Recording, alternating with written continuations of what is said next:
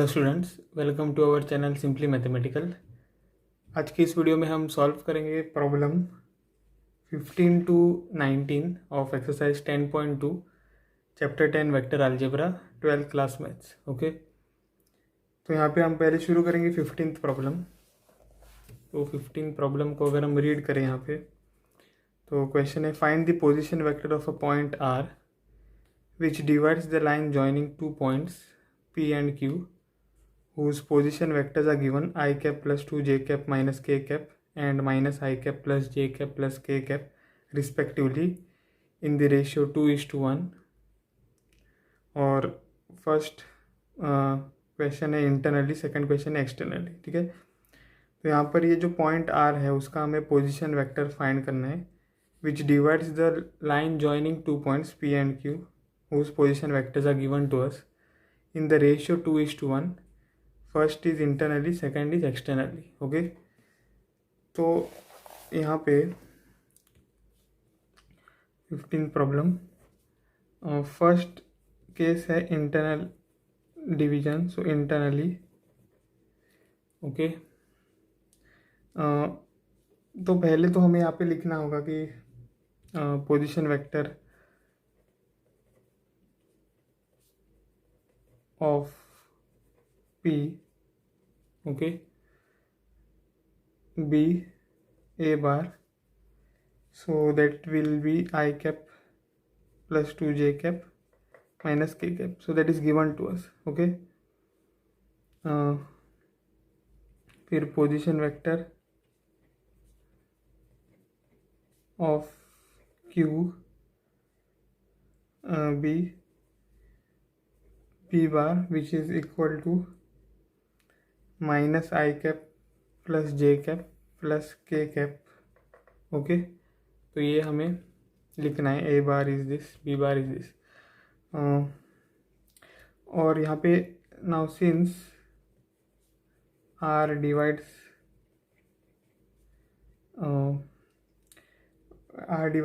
line joining points P and Q internally, ठीक है,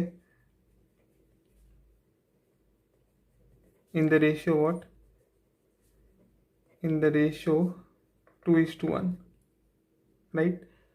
तो ये रेशियो हमें दिया गया है, तो therefore position vector of R क्या हम फाइंड कर सकते हैं? तो हाँ, तो कैसे? तो by section formula. Okay, by section formula position vector of point R is given by, तो उसको हम कहते हैं, पोजीशन वेक्टर को हम कहते हैं आर बार। ठीक है, तो आर बार क्या हो जाएगा? M B bar plus N A bar divided by M plus N, so where this is M, this is N. Okay, और बी बार ए बार तो आपको यहाँ पे पता है, तो वो सब्स्टिट्यूट करेंगे। So R bar is equal to M which is 2 times B bar is this, तो minus I cap plus J cap plus K cap, फिर प्लस एन इज़ 1 और multiplied by A bar, so which is I cap plus 2 J cap minus K cap. Okay, and this is divided by m plus n, so 2 plus 1। okay, so this implies r bar is nothing but minus 2 I cap plus 2 j cap plus 2 k cap, फिर plus I cap plus 2 j cap minus k cap, और divided by 2 plus 1 is 3। okay, so this implies r bar is equal to minus 2i plus I is minus I cap plus 2j is plus 4j। ठीक है, और plus 2k minus k is plus k, और this is divided by 3।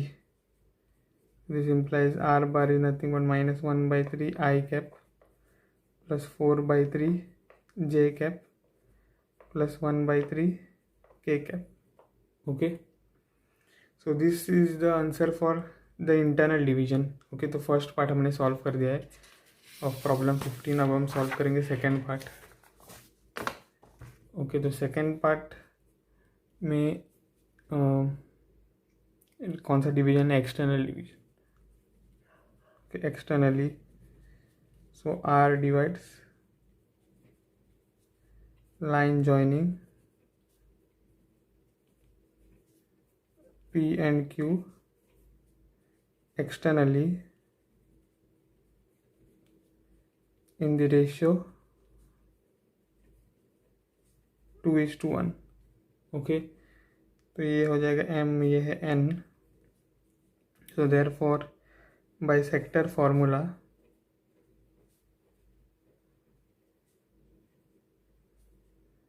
Position vector of point R, ठीक है, is given by, तो external division है यहाँ पे, तो फॉर्मूला क्या होगा? R bar is equal to M B bar minus N A bar divided by M minus N। Okay okay, तो यहाँ से हमें मिलेगा R bar is equal to M is 2, ठीक है, multiplied by B is minus I cap, यहाँ पे है minus I cap plus J cap plus K cap. Okay, minus N that is 1 multiplied by A bar which is this I cap plus 2 J cap minus K cap,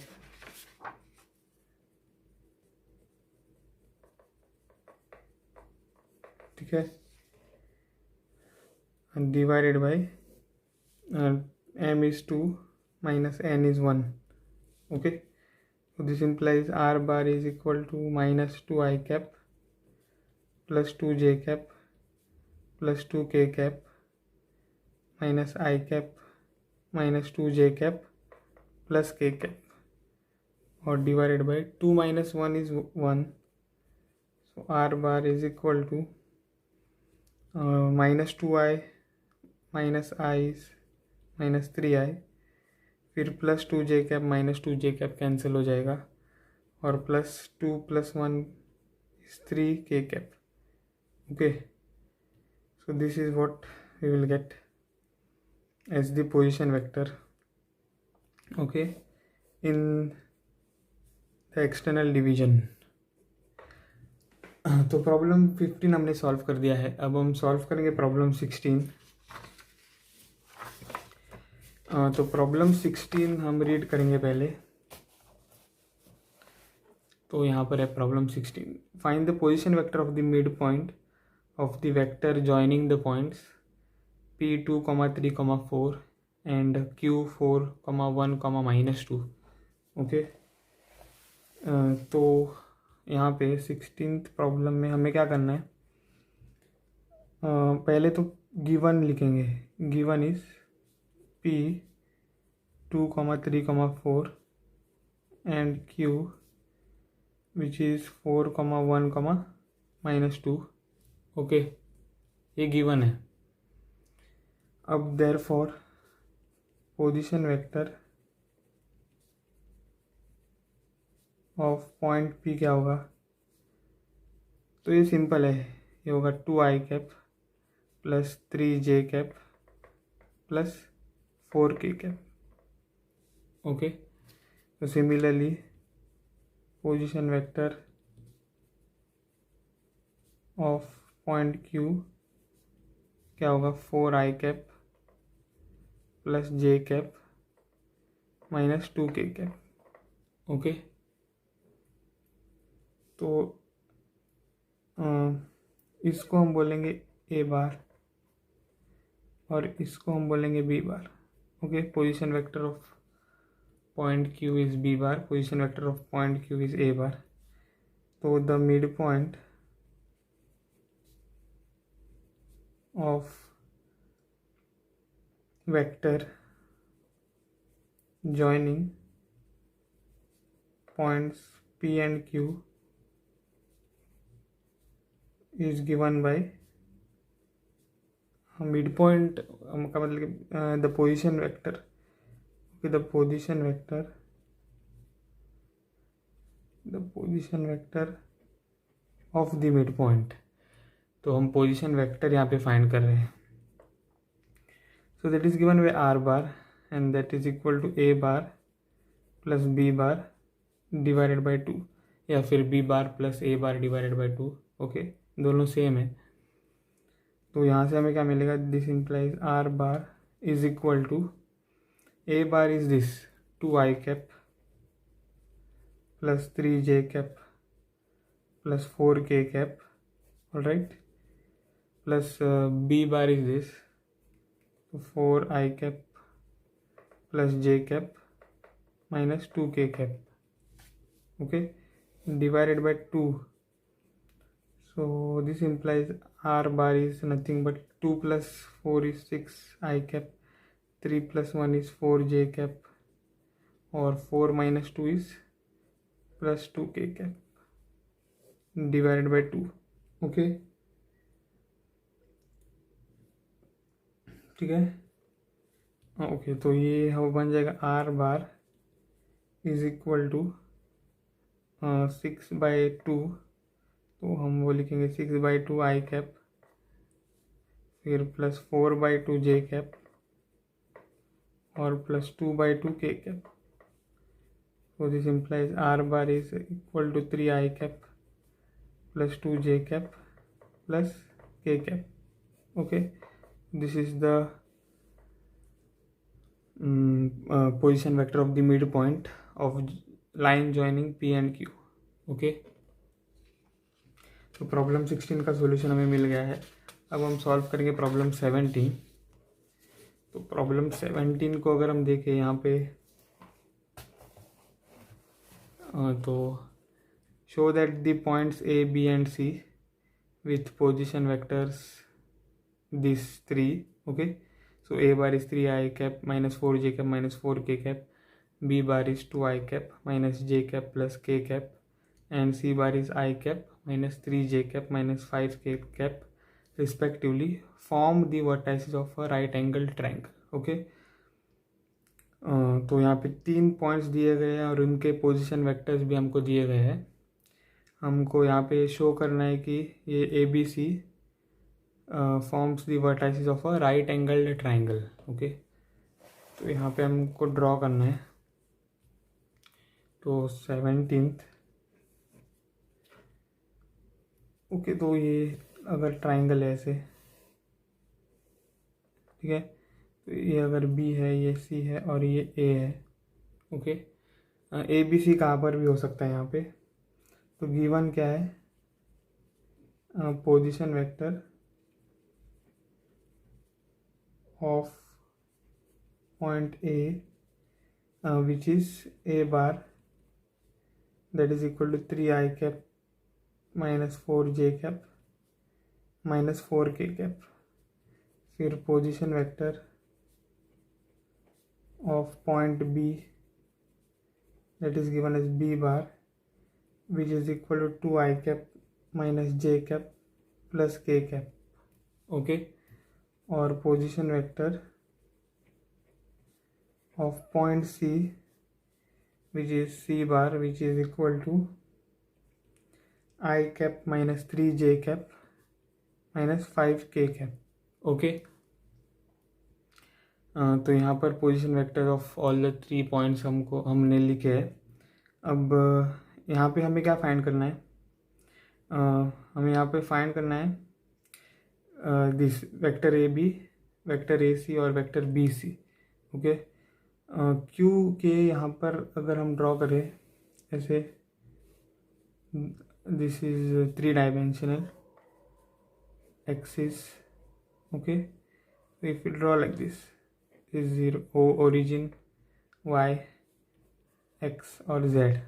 okay, तो position vectors का मतलब क्या है, तो हमें ये vectors दिए गए हैं ओ ए, फिर ओ बी, ओके, फिर ओ सी, ऐसे। तो पोजीशन वेक्टर ये होते हैं ओ ए, ओ बी और ओ सी। ठीक है।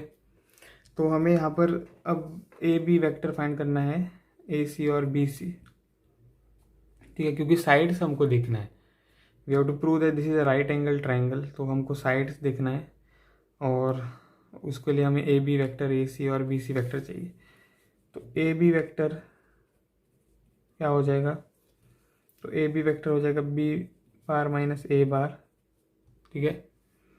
तो this implies A B vector is here B bar minus A bar, अगर हम करें 2 - 3 इज -1 आई कैप, फिर -1 minus of -4, so -1 + 4 is +3 J cap, okay. फिर 1 minus of -4, so 1 + 4 which is 5 के कैप, ओके। ऐसे हमें फाइंड करना है। फिर हम फाइंड करेंगे ए सी वेक्टर, तो ए सी क्या होगा, सी बार माइनस ए बार, ओके। तो A C vector will be 1 - 2 which is -1 I cap, फिर -3 + 1 विच इज़ -2 जे कैप, फिर -5 - 1 which is -6 k cap, okay। so this is vector AC। now vector BC हम find करेंगे, तो उसके लिए हमें C बार minus B बार करना है।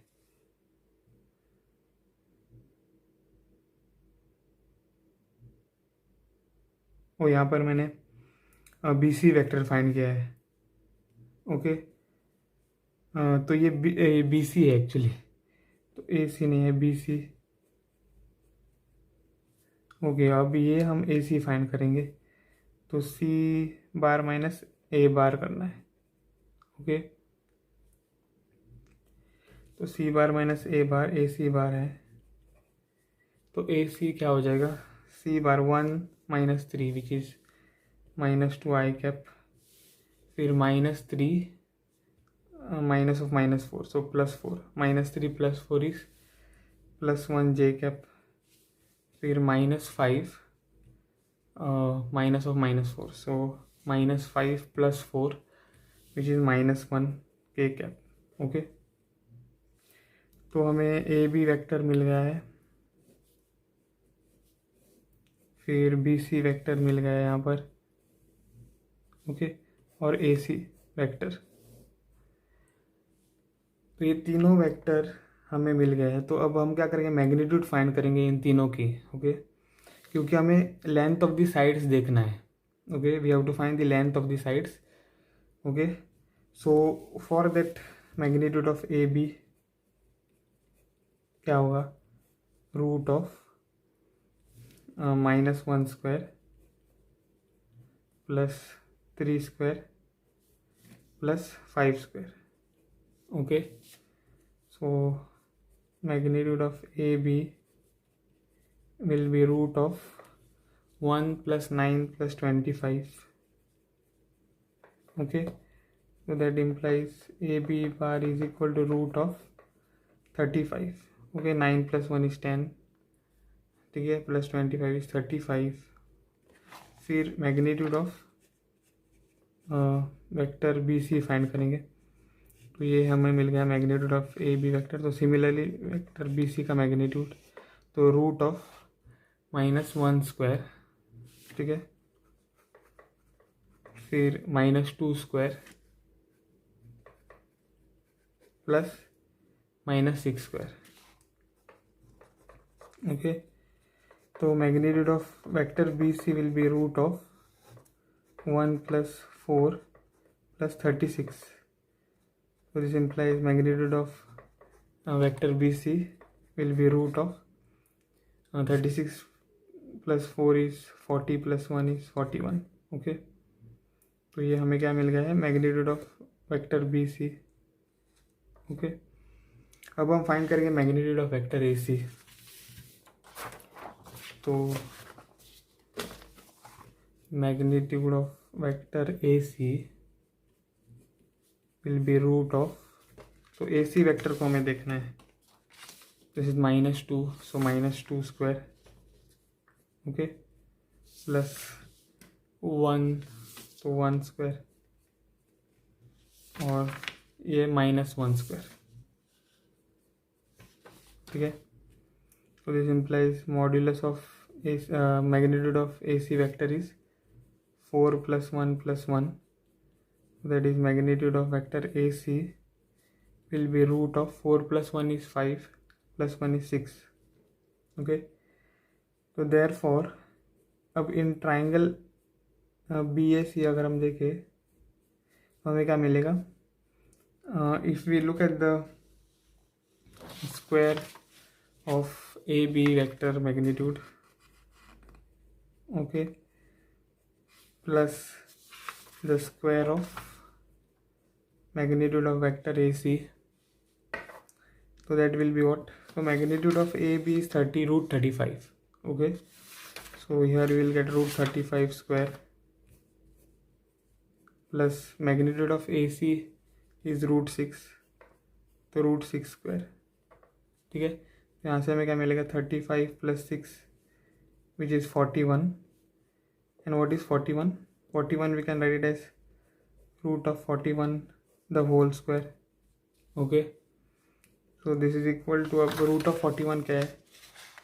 magnitude of vector BC, okay, यहाँ पर आ जाएगा magnitude of vector BC the whole square, okay, so this implies magnitude of AB the whole square plus magnitude of AC square is equal to magnitude of BC square, okay.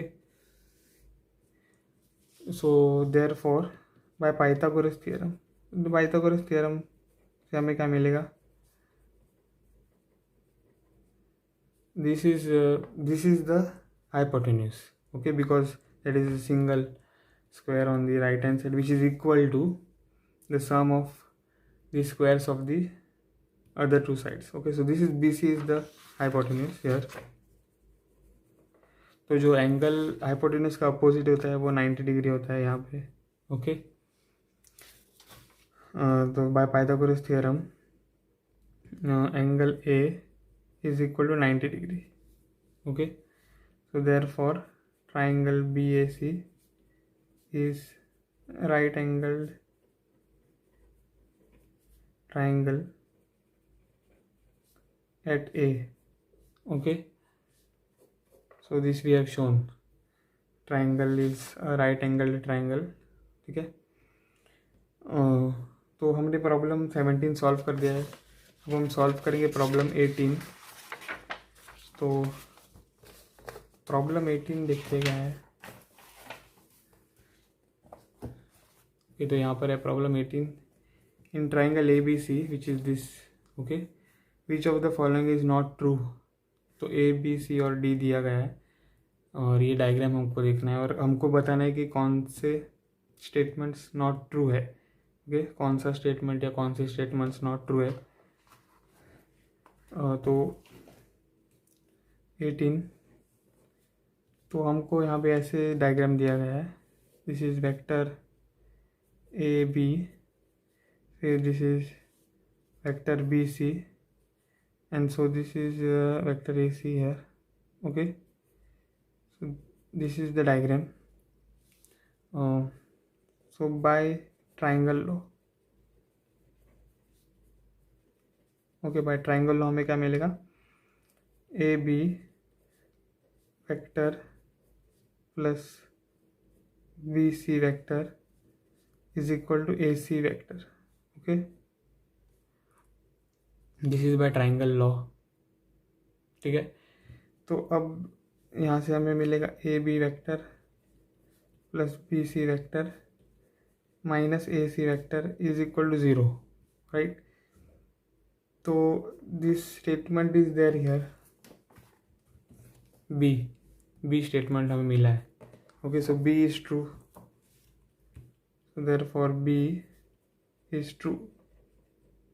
Okay, फिर हमें इसी equation से क्या मिलेगा, तो since आपको पता है कि CA vector is equal to minus AC vector, okay, क्योंकि अगर हम ये लेटर्स इंटरचेंज करें तो यहाँ पे माइनस साइन आ जाता है।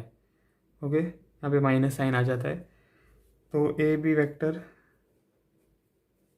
प्लस बी सी वेक्टर, तो ये हो जाएगा माइनस ए सी हो जाएगा plus C A equal to zero. ठीक है, तो ये स्टेटमेंट भी ट्रू है। ठीक है, यहाँ पर ए देख सकते हो, ए स्टेटमेंट आ रहा है हमें, तो therefore A is true. Now this because this is true, this is true, right? So this is the triangle law. So from here we are deducing equations, so from the original equation, so all these are true. okay, अब यहाँ पे since इसी equation में अगर हम देखें तो B C vector क्या हो जाएगा, minus C B vector. Okay, letters हमने इंटरचेंज किया है तो यहाँ पे माइनस आ जाता है, तो सिंपलाइज ए बी वैक्टर तो प्लस बी सी हो जाएगा minus C B vector plus C A vector equal to zero, right? So this statement is true and this is here statement D. Okay, so this is the statement D is true. Okay, तो A is true, B is true, D is true. तो अभी सिर्फ बचा है statement C। तो उसके लिए हमें बताना है कि वो ट्रू है या नॉट ट्रू है। ठीक है, तो statement C is not true. Okay, statement C is what, it is A B vector plus bc vector minus ca vector equal to 0. okay, this is not true. okay, why it is not true, let us see. तो diagram हमें ऐसा दिया गया है, so ए B सी और तो ये फिर A C. Okay, so by triangle law हमें क्या मिलेगा, by triangle law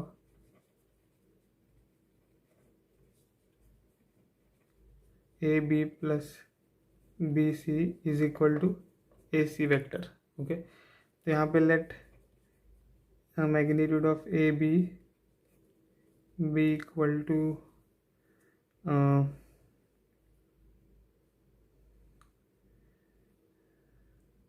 magnitude of A B. Okay okay, magnitude हम नहीं ले सकते यहाँ पे, तो ए बी वैक्टर आप देख सकते हो यहाँ से हमें क्या मिलेगा, A B vector plus B C vector minus A C vector equal to zero. ठीक है, तो ये क्या है, A B vector plus B C vector minus C A vector. Okay, तो ये जो माइनस सी है वो माइनस ए सी नहीं बन सकता है। Okay, this is not true. तो A P plus B C should be A C vector. Okay, so you will get this, not this. This is not true, this is true. Okay, तो this is not true, this is not true. Okay, so C is not true, ये हमें मिल रहा है देखो, और यहाँ पर statement में क्या है, सी ए है। Okay, we have derived this from this is true, so this is true, so this will not be true. Okay, आपको सी ए लिखना है तो प्लस सी ए हो जाएगा यहाँ पे, जैसा कि आप यहाँ पे देख सकते हो। ओके, बट ये गलत है। ओके, अब हम तो प्रॉब्लम 18 हमने सॉल्व कर दिया है, अब हम सॉल्व करेंगे प्रॉब्लम 19। तो problem 19 is this. Okay, if A and B are two collinear vectors then which of the following are incorrect. फिर से हमें बताना है कि कौन सा स्टेटमेंट इनकरेक्ट है,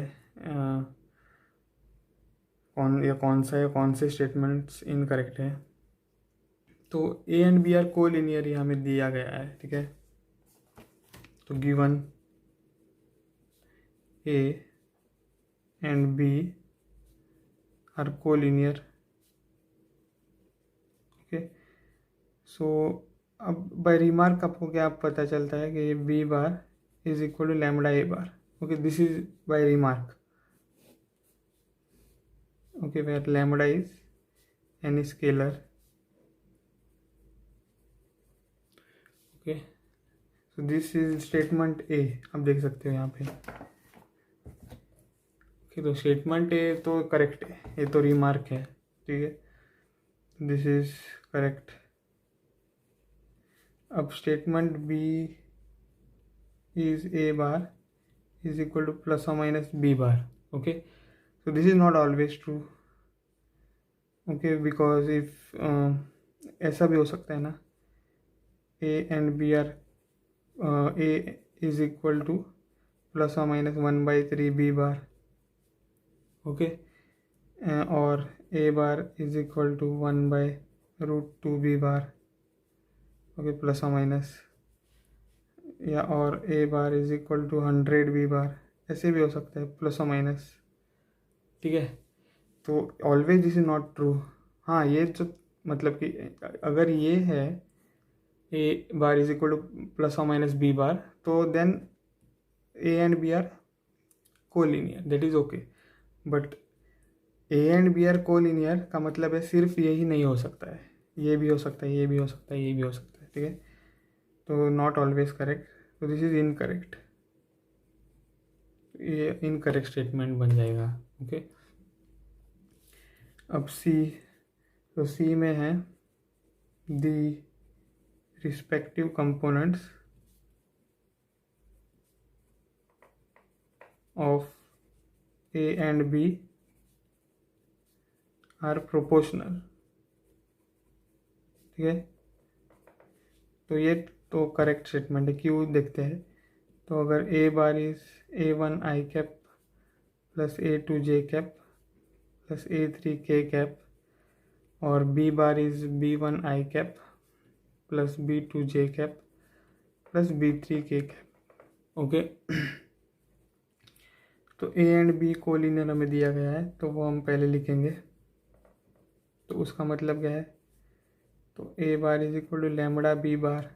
okay, so this is if and only if A1 I cap plus A2 J cap plus A3 K cap is equal to lambda B1 I cap plus B2 J cap plus B3 K cap. So if and only if A1 is what, lambda B1, फिर A2 is lambda B2. okay, और A3 is lambda B3. okay, by comparing the components, respective components. ठीक है, A1 is lambda B1, ये हमें multiply करना होगा, lambda B1 lambda B2 lambda B3. फिर A1 is equal to lambda B1, A2 is equal to lambda B2, A3 is equal to lambda B3. okay, so this if and only if the respective components are proportional. ठीक है,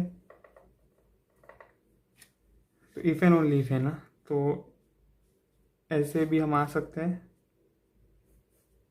ठीक है, ऐसे ऐसे ऐसे फिर ऐसे, या ऐसे भी जा सकते हैं वाल फिर से. ठीक है, उल्टा जा सकते हैं. तो इफ एंड ओनली इफ हो जाएगा. और फिर statement C correct. Statement C is correct. Okay, तो अब स्टेटमेंट डी को देखेंगे. डी में लिखा है both the vectors A bar and B bar are same, have same direction. ठीक है, have same direction but different magnitudes. Okay, तो अगर ए और बी कोलिनियर है तो हमेशा A and B bar have same direction. तो हमेशा उनकी डायरेक्शन सेम होगी और पर मैग्नीट्यूड डिफरेंट होगी, ठीक है। ये हमेशा ट्रू होगा अगर ए और बी कोलिनियर है। तो ये तो इनकरेक्ट है, क्योंकि अगर हम यहाँ पे वेक्टर ए ऐसे ले ए बार, ठीक है, और अगर हम यहाँ पे ऐसा एक वेक्टर ड्रॉ करें बी बार, तो यार ए बार और बी बार कोलिनियर है, okay. A bar and B bar collinear, but both vectors have opposite direction, okay, या different direction, both vectors have different direction, ठीक है, and magnitude is also different,